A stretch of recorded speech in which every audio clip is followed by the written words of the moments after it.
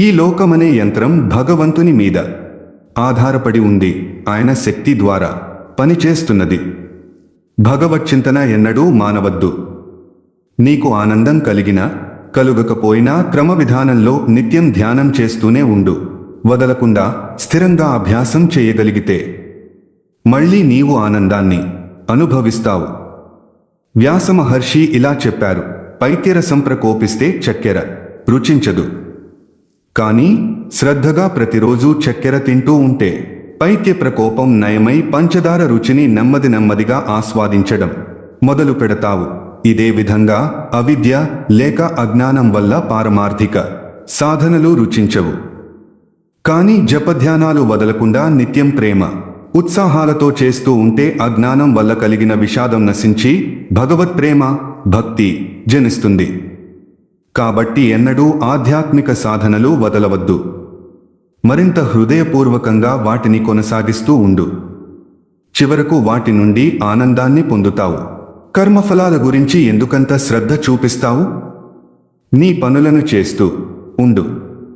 ఈ లోకంలో యజమాని తన ఉద్యోగస్తులకు జీతం ఇస్తూనే ఉంటాడు. తన కోసం పనిచేస్తున్న నీకు భగవంతుడు ఏమీ ఇవ్వకుండా ఉంటాడా?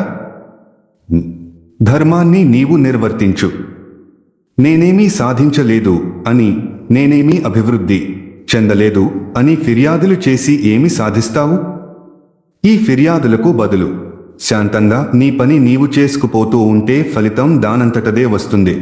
యోగి అయిన రామప్రసాదు ఇలా పాడాడు: పలు తరాలుగా వ్యవసాయమును నమ్మిన కర్షకు బోలు రీతి నువ్వు మనస్ఫూర్తిగా కర్మ చేయిచును మాకు నీ ప్రయత్నములను.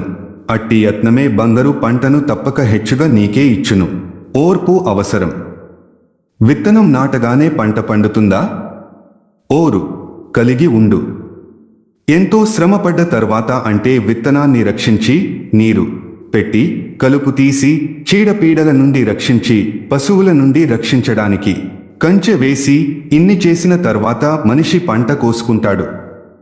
అవిద్య లేక అజ్ఞానం అనేది కామక్రోధాలకు నెలవు. పతంజలి ఆ అవిద్యను ఇలా వర్ణించాడు: అనిత్యాన్ని నిత్యంగానూ, అపవిత్రతను పవిత్రతగానూ, దుఃఖాన్ని సుఖంగానూ, అనాత్మను ఆత్మగానూ భావించడమే అజ్ఞానం. పతంజలి యోగ సూత్రాలు 2.5.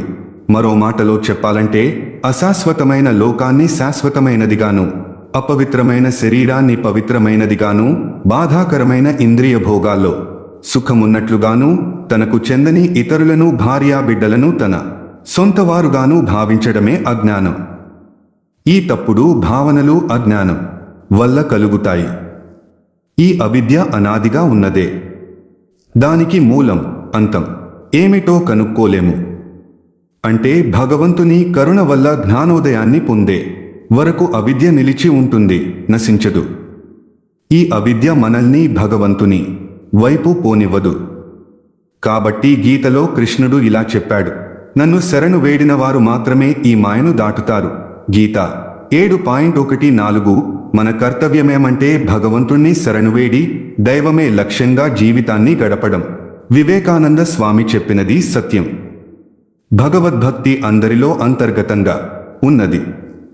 కామకాంచనాల ముసుగు తొలగినప్పుడు ఆ భక్తి దానంతట అదే బయటపడుతుంది. ఆ ముసుగును తొలగించడానికి చేసే ప్రయత్నాన్నే సాధన లేక ఆధ్యాత్మిక శిక్షణ అంటారు. ఈ ముసుగు తొలగినప్పుడు కుండలిని శక్తి మేలుకుంటుంది. నీ మనస్సును అన్ని విషయాల మీదికి పోనిస్తే ఏదీ సాధ్యం కాదు. నీకు ఇష్టమైన మార్గాన్ని గట్టిగా పట్టుకుని దాని ద్వారా మాత్రమే ముక్తిని, భక్తిని పొందగలవని తీర్మానించుకో. అప్పుడే నీవు జయాన్ని పొందగలవు. నీవు గురువును ఎన్నుకోవడానికి, పారమార్థిక సాధనలు చేపట్టడానికి నీకు సంపూర్ణమైన స్వతంత్రం ఉంది. ఎవరికి విశ్వాసం, ఉత్సాహం ఉంటాయో, ఇంద్రియాలను ఎవరు జయించారో వారికి జ్ఞానం లభిస్తుంది. జ్ఞానాన్ని పొందిన తర్వాత త్వరలో పరమశాంతిని పొందుతారు. గీత 4.39. శ్రద్ధలేని అజ్ఞాని ఎల్లప్పుడూ సంశయిస్తూ వినాశం చెందుతాడు.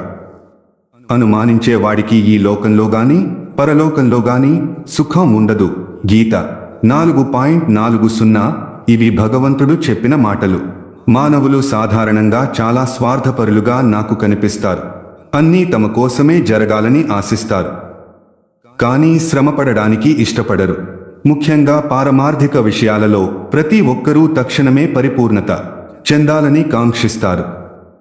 కానీ దానికోసం ప్రయత్నించడానికి ఎవరు సిద్ధంగా ఉన్నారు? పూర్వజన్మల నుండి ఎన్ని చెడు సంస్కారాలు వారి మనస్సులలో గూడు కట్టుకుని ఉన్నాయో వారు గ్రహించరు. ఆ సంస్కారాలు ఒక ముసుగులాగా వారి స్వస్వరూపాన్ని దర్శించనివ్వవు.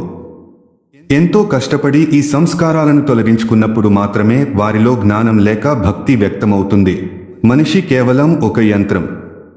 భగవంతుడు దానిని నడిపేవాడు. యంత్రి ఎవరి ద్వారా భగవంతుడు తన పనిని నెరవేర్చుకుంటాడో అతడు ధన్యాత్ముడు. ఈ లోకంలో ప్రతి ఒక్కరూ పనిచేయాల్సిందే. ఎవ్వరూ దాని నుండి తప్పించుకోలేరు.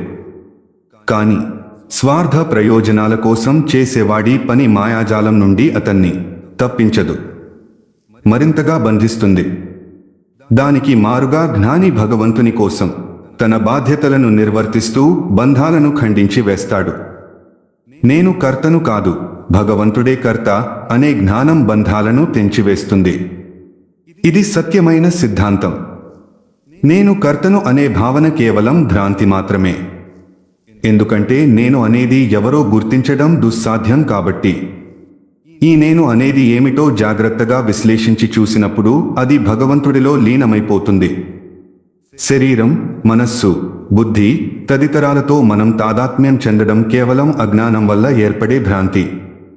అవి శాశ్వతంగా ఉంటాయా?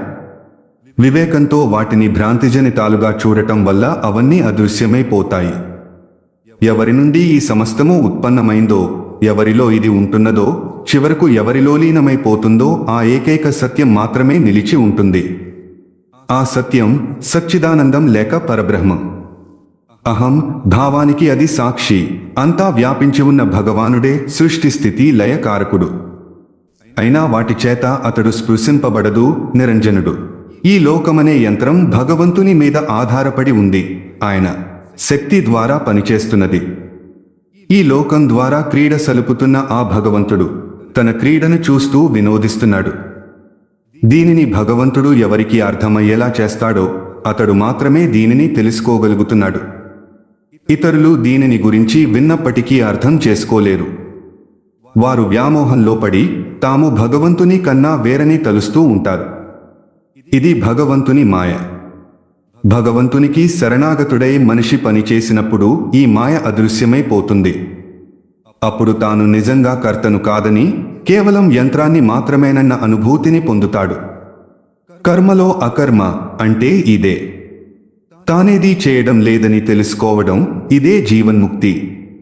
శరీరంలో జీవించి ఉండగానే ముక్తి పొందడంలోని ఆనందాన్ని అనుభవించడానికే ఆత్మ మానవ రూపాన్ని దాల్చి జీవన్ముక్తుడిగా జన్మిస్తుంది.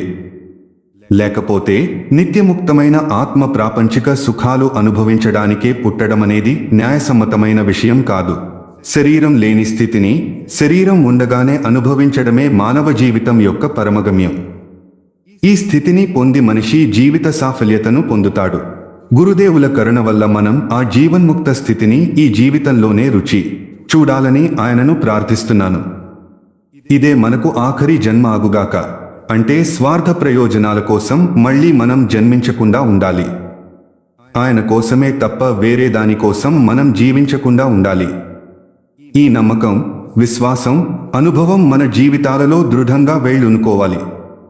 గురుదేవులు మన ఎడల కరుణాలువై ఉండుగాక.